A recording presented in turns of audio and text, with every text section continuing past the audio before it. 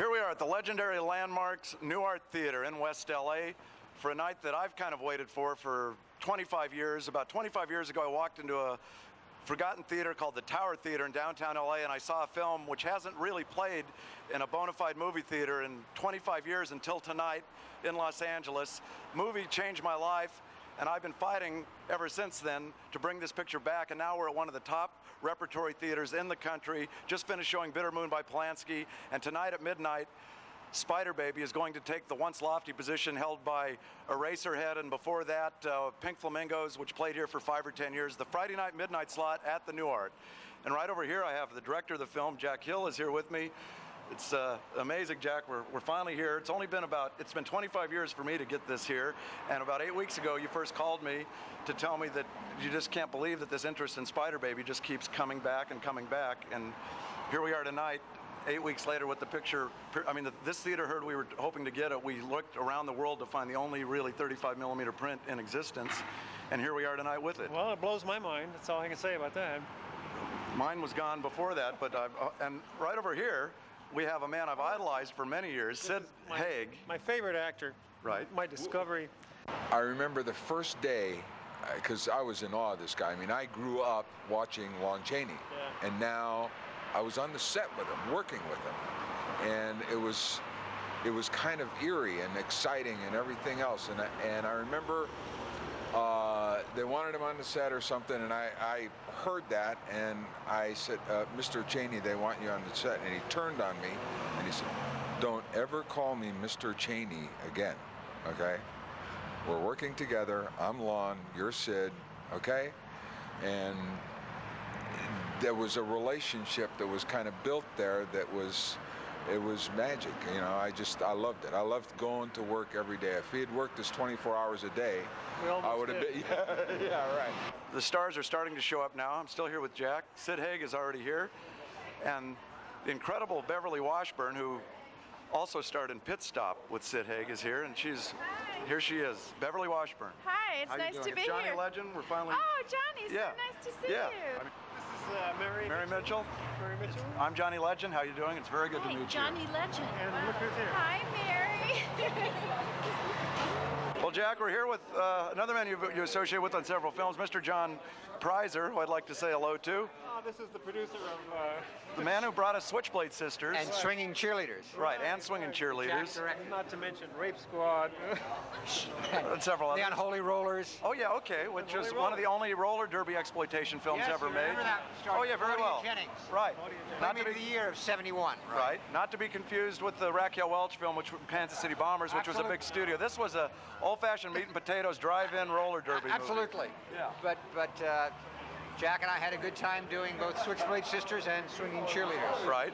Okay, and Jack, Now I want to say something about Jack as a filmmaker. On Swinging Cheerleaders, he used every single setup he shot was used in the film, so it meant he planned it carefully, so there was nothing extra that, you know, shot that wasn't used. Right. Test of a director. You could fit the outtakes in your wallet, is what Yes, you're saying. yes. You got it. Hey, This is the nice cameraman. to see you, Al Taylor. This is Al Taylor. All right. This is Al Taylor, who shot Spider Baby. The director of cinematography, as they say nowadays. Al Taylor is now here with us. It's a real pleasure to meet you. I guess I've already shaken your hand a couple times. We're shooting this. I'll shake it over and over. Yeah, we're going to take you inside to show you all the reviews we've gotten in the last 2 days. I don't know if you've seen praising the cinematography to the hilt. They're reviewing this thing just like it's a brand new film opening today for the first time in the city. It is a brand new film. Yes, that actually is true, because this is the first official decent showing. The creator of that well-known chiaroscuro photography, they call it. In the Okay. movie.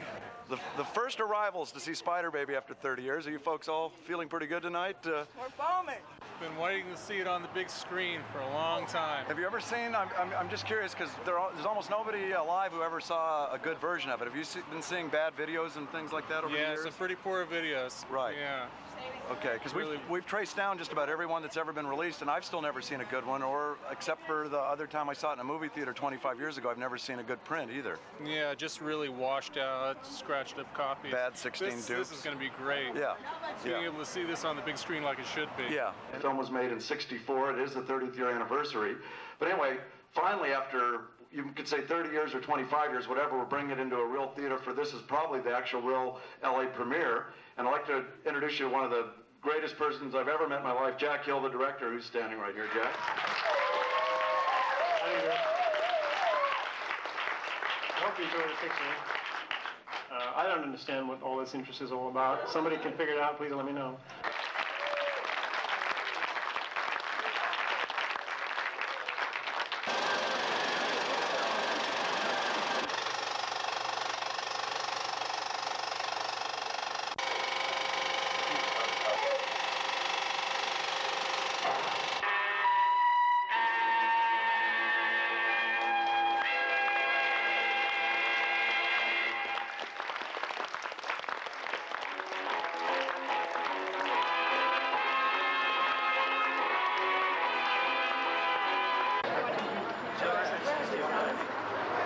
I don't know how to express it, but it's very interesting, and at the same time, it's kind of rewarding in a way that 30 years later, a whole new audience can enjoy the film.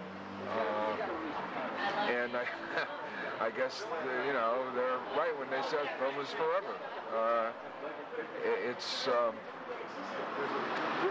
It's a part of my life that was great, and I loved sharing it then, and now to share it all over again, I think it's makes me feel good. I remember just how much fun we had. It was a wonderful time in my life, and it was nice to see this because it was kind of new because I haven't seen it myself in 30 years, and it was nice to see Mary again and Sid and just to see all these people come out. It was really neat. But seeing the movie was like a whole new thing, and it was very camp, and I don't know, it was just a fun movie. I enjoyed it. Cynthia? Very similar because we shot it very fast, and we were very young and we were doing lots of different things, and it was just kind of a very quick experience, but it was fun. And we didn't make much of it, and I don't remember going to a screening, so we never saw it. This is the first time I've seen it, and it's pretty funny. I tried to do some muscle contraction things, and I just kind of played with it to see if I could make my body work the way I wanted it to, I just felt that he's just on the brink of the animalistic tendencies to come through, so I tried to get that, It was a wonderful experience. It brought back a lot of memories, because I had sort of forgotten the film a little bit. I mean, not of making it, but the storyline, and it was kind of, reviving it again, and it was nice for me. It brought back a lot of special memories, and Lon Chaney was a very gentle, kind man, and I wish he were still here because he was a wonderful man. He was great to work with. He was a lot of fun. When he was working, he was very intense and focused. I think this, oddly enough, is probably one of his better films, particularly in the scene where he decides that it's time for the line of Mary's to end. When we shot that, I remember this very vividly. When Jack hollered cut, there was a silence, and I looked around, and everyone was crying. And an ovation started. They wouldn't let him off the set for like 5 minutes. It was great, to just be there and work with somebody that as a kid I used to go see in the films. It was very special to me. And he was a very good person, and I really enjoyed working with him. Were you surprised by the reactions tonight and the audience? It's a new generation, and people were reacting well. I can't say I was really surprised, but I'm certainly pleased to hear people laughing. It's supposed to be funny. And so, yeah, I'm pleased in that sense.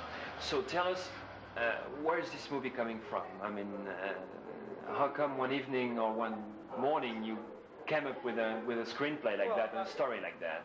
Okay, we came up with the screenplay. Yes. It just came to me in a flash, and I wrote it down, and it just kind of accidentally fell into the hands of. I wrote the story first, and it fell into the hands of a couple of people who had been in UCLA in the theater department and wanted to produce a movie, and they had made some money in the real estate business, and they had read a lot of scripts, and when they saw mine, they said they'd never seen anything like this before, so they were foolish enough to want to go ahead and make the picture. So that's the question. I mean, how did you come up with a screenplay like that? What was the input? What was the inspiration? I don't know, it just seemed like a good idea. It just seemed, I can't tell you where those things come from. There is this very emotional scene with Lon Chaney in the middle of the movie. Yes, he was a much finer actor than he was ever given credit for. And he particularly liked the script because he'd never been given a chance before to play a comedy role, and he was very, very good at it. So he could be very, very funny. He'd never been given a chance to do it, so he really loved the script. And as probably is well known, he was an alcoholic, and he wanted so badly to do this picture well that he stayed on the wagon, as we call it, during the whole, up until the last day. And on the last day, we ran till 4 o'clock in the morning. Last thing, the title. Where did you get that title? No, that was not my title. The distributor, who was a kind of mad genius, invented the title. Uh-huh. And what was your original title? And the original title was, I thought it was a funny idea because at that time there was a big movie out called The Greatest Story Ever Told. So we titled it Cannibal Orgy, or The Maddest Story Ever Told. Spider Baby's better. So Jack, what are you going to do next? Spider Baby 2? No, Child of Spider Baby? Granddaughter of Spider Baby. There's this whole new audience now of 27, 28-year-olds, you know. He's seen this. He knows this. He knows every line from it, yes. I know it's scary, but it's there, okay? Yeah, I have seen some of the lines quoted, like, it's not nice to hate. That's a popular one people talk. Nice to hate.